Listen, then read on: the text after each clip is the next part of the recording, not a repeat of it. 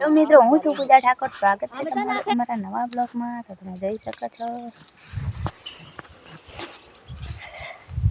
ભરથું બનાવે રેંગડા શેકવાની તૈયારી થઈ રહી છે।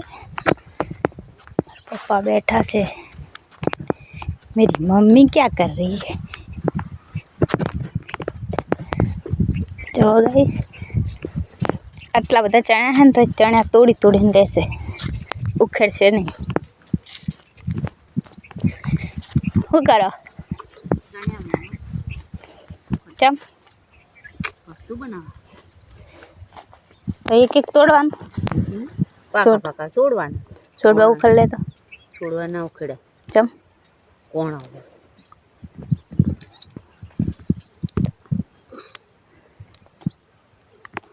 અમને કી કામ ધંધો નવરા બેઠા।